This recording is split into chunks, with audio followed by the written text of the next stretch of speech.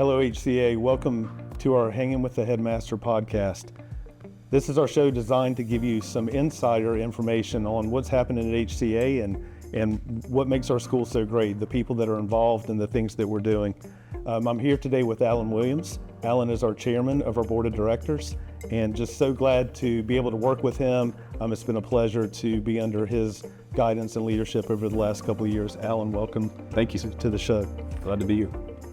Just as an introduction, can you introduce yourself to us? Tell us a little bit about yourself, how many kids do you have here at the school, and why you and your wife chose Hickory Christian Academy as your school. Yes, absolutely. Again, Allan Williams, my wife's Diana Williams, and I've got three daughters, Everly, Aniston, and Amelia. Amelia's 4, and she'll actually be starting this fall. So we'll have all three here coming up this fall. And then Annie is going into the 3rd grade, and Everly will be in 5th grade this year. That's awesome. Yeah. Tell us about your role on the board. How long have you served on the board? How would you say your experience on the board has been what you've expected versus what maybe you haven't expected? Yeah, absolutely. So you never quite know what to expect when you come on a board. There's a lot of decisions that are in process even, and decisions that have been made, and you want to come in and try to enhance that, provide wisdom if possible, provide leadership where needed. One of the things that we've tried to consolidate or communicate really amongst the board members is really a commitment of time, God-given wisdom, and then social resources. We love for people who want to get involved physically with their time and be generous with that, generous with their influence, in their resources, and then really just the primary is their God-given wisdom. We have an unbelievable resource here in parents and families that have a genuine relationship with Jesus and also have a lot of experience, whether that be in the business world, in the legal world, and they bring so much to the table that can ultimately help enhance HCA to be the best that it can be. You mentioned earlier about what makes it special for me and my wife and why we chose HCA. For us, Christian education, we knew that's what we wanted. We knew that. And what I appreciated so much about Hickory Christian Academy was how intentional that Christian education was communicated to us, and ultimately how all of that mission and that vision and the intentionality flows down from the top, from the administration to the teachers, the faculty, and ultimately how that translates into a really well-rounded student. And we see that, or I've seen that sort of secondhand just in the older grades in rhetoric and logic, and I've seen it firsthand in the grammar stages. And I'm excited to see what my girls are going to grow up into as they continue to develop. And so my time on the board, I've actually been on the board for 3 years, and I've been the board chairman for 2 years. And what has probably been the most unexpected was the spectrum of decisions and questions that we get to wrestle with. In my time, we've discussed interest rates from the right lender for a construction project, and how to select an architect or a general contractor, and what kind of turf needs to go on a new field, and then all the way to maybe a disciplinary action that may need to be discussed with a student. And so the spectrum of things that are discussed and the wisdom that we hope to provide you as a support for you and the other administration team has been very broad, but it's been a great experience. Yeah, when you're dealing with people, there's really no limit to how wide that spectrum can be. Right. Can you describe as board chairman just the overall board structure? Yeah. How many members are on the board? How often do you meet? And what does a normal meeting look like? Yes, absolutely. So as far as just the structure, there's 4 women and 5 men on the board. And then sort of the hierarchy is that we have a chairman, a vice chairman, a treasurer, and a secretary. Pretty typical for a board of directors. And we meet once a month. We were talking about this earlier, anywhere from 2.5 to 5 to 6 hours at times. Especially those longer meetings, of course, have been because we've had bigger topics to discuss, like the construction projects, like accreditation when that comes around, and the different phases of the construction process that we've experienced just in the last few years.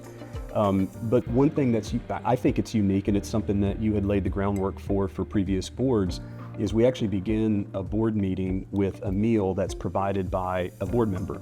And so if you're like me, I'm typically grabbing something to go, but several of the other board members will actually prepare a meal. They cook a meal, it's a home cooked meal, and it's just special. And they come in and they present it, and it's obviously made with a lot of care and love, and we get to share a meal together, and we catch up on the last month, or how the summer's going, or whatever it might be. And then we go into a time for devotion. We start every board meeting with a devotion, and the depth again of wisdom and God-given wisdom that comes out of those devotions. Every board member typically at some point is taking notes, and there's some comment about, that's what I needed to hear this week. It's very intentional. And then we also have a time for a classical update. And what that is every board member is supposed to bring in rotation an update about what's going on in the classical Christian school world. And that has been extremely valuable because it helps keep us sort of at the leading edge of changes or developments around classical Christian education. So we might know about a particular ruling that a judge made about separation of church and state that may be halfway across the country, but it's relevant to us because it helps us get our eyes on what's happening in the broader world of classical Christian schools. That's awesome. I've been with HCA for about 25 years, and I'm pretty sure I'm right. You're the first board chairman we've ever had who attended Christian school as a child growing up. So what advantages or distinctions do you feel like that brings you in the job? Yeah, absolutely. For me, like, Christian education was so important to my grandparents, to my parents, to me, and that's certainly translated into why we have our children here. For me, I learned very early that there really wasn't these silos of my life that God or the Bible didn't really get to affect, if that makes sense. So when I grew up in Christian education, I was taught that 2 + 2 = 4. Yes, but I was also taught that the reason 2 + 2 = 4 is because God designed order and structure into our universe, and that there is universal truth, or there's truth that is true because God made it true, and that we get to apply that. And then the Christian aspect, the Bible, the Word of God, is that common thread that's woven through the math class and the history class and the science class. Science, for example, kind of low-hanging fruit for a distinction about Christian education versus non-Christian education. You might learn in a science class that the sunrise or the sunset is there, and it's just a natural process of either evolution or a natural process that really doesn't have any intention. And then you might learn at church that God loves us and He created everything. Well, in a Christian environment, you would learn those two things together. You learn that sunrise or that sunset's beautiful because God made it that way, and He intended for us to respond to Him in a way that we would see His truth, goodness, and beauty. And that's another, obviously, tenet of classical Christian education, is that we're always trying to answer the questions, what is true, what is good, and what is beautiful. And to me, what's different about classical education and Christian education is that those questions go from education now, but it's a question that people ask the rest of their lives. HCA is seeking to equip students to be able to answer those questions now and forever. It's not just about get a degree or get a diploma or get through this class or get a grade. It really is a more holistic approach, and that's really what's been special about it for me. That's awesome. And I think your education was Christian education, but not classical. That's right. What would you say, now that you're at HCA and especially on the board, what would you say are the distinctives of classical that kind of set it apart? Right, yeah, and the words that come to mind for me are the strategy of the classical education and the intentionality, because classical education seeks to sort of capitalize on the natural development of students as they grow. The grammar, the logic, the rhetoric stages, those are focused on the particular student's natural development as they grow. I didn't understand that was even a strategy that was an option for when I grew up. And so for that to be combined with a Christian education was really important to me, because I do want the teachers that are teaching my kids to be thinking about those things. I want it to be a holistic perspective where when they hear at home that the Bible is true and trustworthy and God is good and beautiful, they're getting that same message at school where they spend 7-8 hours every day. And that's a real comfort for me to know that message is consistent. And the fact that classical education provides that framework and that strategy gives me a lot of confidence that that's what's going to happen. Yeah. Well, I say a lot, we're preparing kids really to be adults, to be 40 and 50 years old, not just to get them to the 18-year-old finish line, but well beyond that into life. So I appreciate that perspective. What would you say, you've been on the board now for 3 years and 2 years as chairman, what would you say have been the top priorities for the board during that time?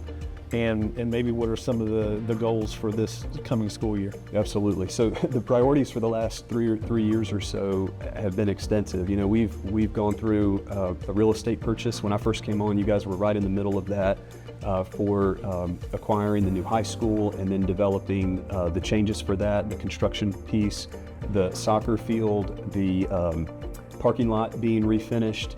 We had accreditation mixed in there, and just a lot of things that were going on through those several years. So we were trying to navigate that all together as best we all could, pull in whatever resources that we could, and then in the middle of all that, we also did a survey, a really extensive survey. Maria Massey, a previous board member, did an unbelievable job putting together that survey for the HCA families to tell us what's important and what would you like to see as goals and ideals for the next 5 years and several years.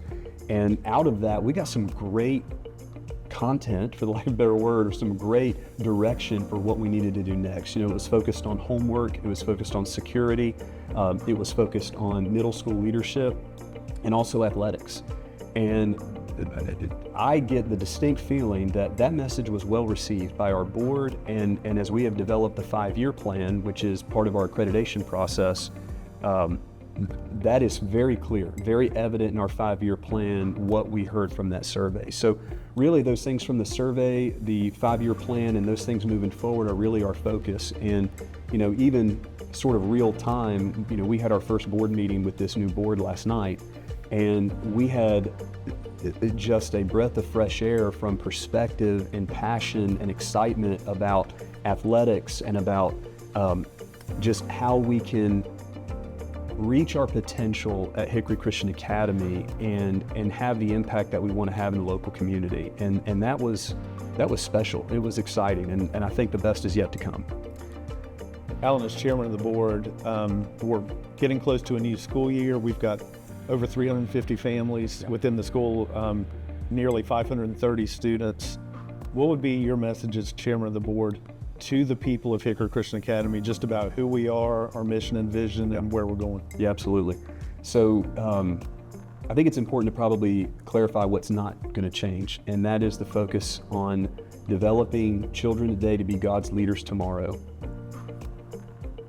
When I think about that, it goes right into what you said. We're trying to be a part of developing students that are going to be great people when they're in their 30s, 40s, 50s, and the rest of their lives. The goal is not to get them to the next grade. That is a goal, but it's not the only goal. The goal is not to just get them there or get them to a grade or a diploma. All of that is a goal, and we'll do a great job at that goal. But we really want to equip them to be leaders that will take the influence and the things they've learned at HCA for the rest of their lives. So that we don't want to change that. That's what we don't want to change. What we do want to get excited about is that really the best is yet to come. The facilities that we have now, just in the last couple of years, the resources that we have, the momentum that we have behind all these initiatives that I think have been extremely successful and people have responded to. People want to roll up their sleeves and get involved, and we need them to. And so again, I just think if I were to summarize it, the best is yet to come, and I think that we're in a place where